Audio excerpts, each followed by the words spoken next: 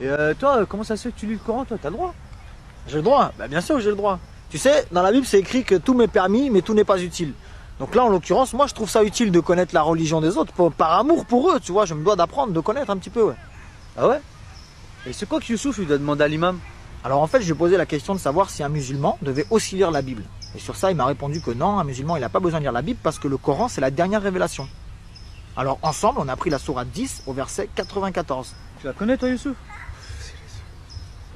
Donc en fait, cette sourate, elle dit simplement que si un musulman est dans le doute concernant ce qu'il a reçu, c'est-à-dire le Coran, qu'il interroge ceux qui lisent les Écritures avant lui, c'est-à-dire les chrétiens. Non mais t'es sérieux là? Tu savais ça, Youssouf? Ces textes-là, faut les lire en Il y a arabe. vraiment écrit ça dans le Coran? Faut les lire en arabe. La Bible, sa Bible, là, tout ça, c'est falsifié. T'as jamais dit ça, l'imam? Attends les gars, avant de dire que la Bible elle a été falsifiée, moi j'aimerais bien, si vous le permettez, prendre quelques versets du Coran avec vous. Alors je vais prendre la sourate, toi tu dois connaître Youssouf, la sourate 3, verset 3. Donc le Coran dit, il a fait descendre sur toi le livre avec la vérité, confirmant les livres descendus avant lui. Et il fit descendre la Torah et l'évangile. Donc là, on voit bien que c'est Allah qui a fait descendre la Torah et l'évangile, donc la Bible. Parce que la Torah et l'évangile, c'est dans la Bible. Donc je prends un autre verset vite fait, dans la sourate 2, au verset 136.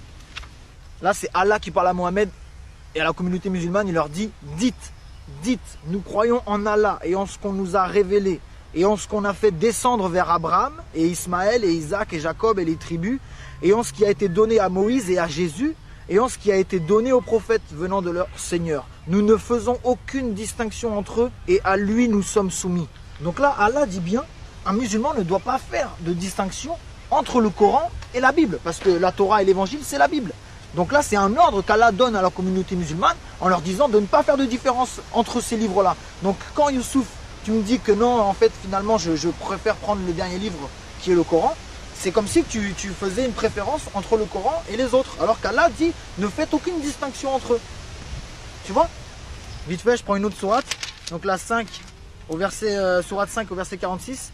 Et nous avons envoyé après eux Jésus, fils de Marie, pour confirmer ce qu'il y avait dans la Torah avant lui.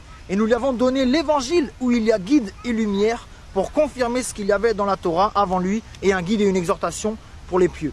Donc là, le Coran nous atteste bien, les gars, que dans l'évangile, c'est bien une lumière et un guide pour les gens qui croient.